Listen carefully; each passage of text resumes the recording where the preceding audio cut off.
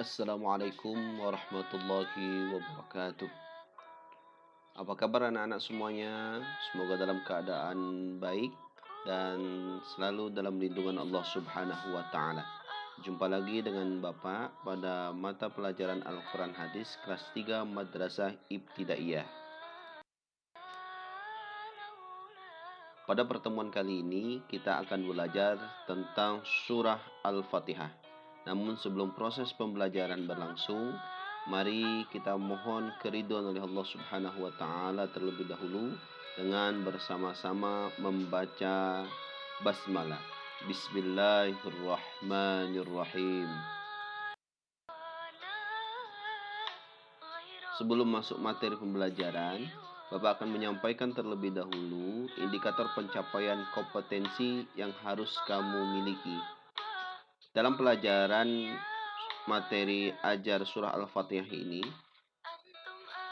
yang pertama, kamu harus mampu melafalkan surah Al-Fatihah dengan baik dan benar. Yang kedua, kamu harus memahami arti daripada surah Al-Fatihah itu sendiri. Kemudian yang ketiga, kamu mampu menjelaskan daripada suratul Fatihah, seperti jumlah ayatnya berapa, nama lain daripada suratul Fatihah itu apa, kemudian lagi urutannya di dalam Al-Quran itu keberapa, kemudian lagi isi kandungan daripada suratul Fatihah. Sebelum kita membacakan suratul Fatihah, ada baiknya terlebih dahulu kita berta'awuz sebagai permohonan perlindungan kita kepada Allah Subhanahu wa taala dari godaan syaitan yang terkutuk. A'udzu billahi minasyaitonir rajim. Bismillahirrahmanirrahim. Mari bersama-sama kita membaca suratul Fatihah. A'udzu billahi minasyaitonir rajim. Bismillahirrahmanirrahim. Alhamdulillahi rabbil alamin. Ar-Rahmanir Rahim. Maliki yaumiddin. Iyyaka na'budu wa iyyaka nasta'in. Ihdinas siratal mustaqim. صراط الذين أنعمت عليهم غير المغضوب عليهم ولا الضالين آمين. Adapun arti daripada suratul Fatihah, Bismillahirrahmanirrahim, dengan menyebut nama Allah yang Maha Pemurah lagi Maha Penyayang. Alhamdulillahi Rabbil Alamin. Segala puji bagi Allah, Tuhan semesta alam. Ar-Rahmanir Rahim. Maha Pemurah lagi Maha Penyayang. Malik Yaumiddin. Yang menguasai hari pembalasan. Iyyaka na'budu wa iyyaka nasta'in. Hanya kepada Engkaulah kami menyembah dan hanya kepada Engkaulah kami mohon pertolongan. Ihdinas siratal mustaqim. Tunjukilah kami jalan yang lurus. Siratal ladzina an'amta alaihim ghairil maghdubi alaihim waladdallin. Yaitu jalan orang-orang yang telah Engkau beri nikmat kepada mereka, bukan jalan mereka yang dimurkai dan bukan pula jalan mereka yang sesat. Adapun penjelasan daripada suratul Fatihah. Suratul Fatihah sendiri terdiri dari 7 ayat. Masuk ke dalam kelompok surat Makkiyah.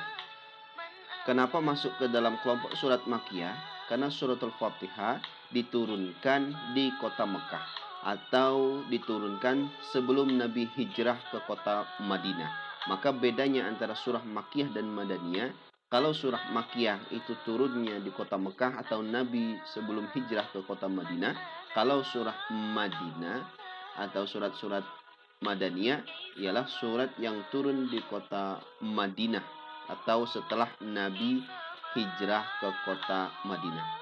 Selain dinamakan suratul Fatihah atau artinya pembuka, surah ini juga sering disebut Fatihatul Kitab, pembukaan kitab.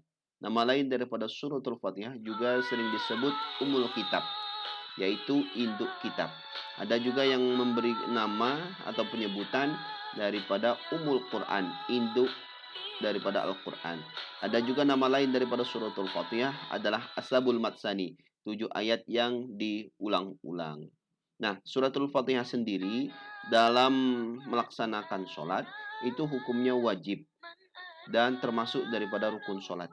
Jika sholat kita dalam keadaan sholat tidak memakai atau membaca suratul Fatihah, maka sholat kita tidak sah. Karena suratul Fatihah merupakan rukun daripada sholat. Kemudian lagi ada beberapa pokok kandungan dalam suratul Fatihah. Di antaranya adalah membicarakan tentang keimanan kepada Allah, rasa syukur kita kepada Allah atas nikmat yang telah diberikan. Kemudian lagi hukum-hukum dan pelajaran. Ada kisah para nabi dan kisah umat-umat terdahulu, yaitu tunjuki jalan yang lurus, yaitu jalan orang-orang yang benar diridhoi. Nah, itu merupakan beberapa pokok kandungan dalam surah Al-Fatihah. Nah, anak-anak, setelah kita belajar daripada suratul Fatihah, membacanya kita sudah, mengartikannya sudah, kemudian lagi penjelasan daripada isi kandungan dari surah Al-Fatihah sudah. Nah, sekarang ini adalah merupakan tugas kamu di rumah agar supaya nanti kamu membuat atau menghafalkan suratul Fatihah dengan baik dan benar, kerjasama dengan orang tua. Setelah ditulis kemudian lagi dihafalkan, minta tanda tangan ayah atau bunda di rumah, baru disetorkan ke sekolah. Nah, untuk hari ini sebagai evaluasi pembelajaran, mengukur sebatas mana kemampuan kamu dalam menyerap materi pelajaran hari ini, silahkan jawab pertanyaan-pertanyaan di bawah ini. Nah, soal yang pertama, membaca Al-Quran termasuk ibadah yang setiap hurufnya akan mendapat pahala. Demikian juga membaca surah As-Sabul Matsani, nama lain daripada suratul Fatihah, juga termasuk ibadah. Nah, kenapa surah Al-Fatihah disebut As-Sabul Matsani?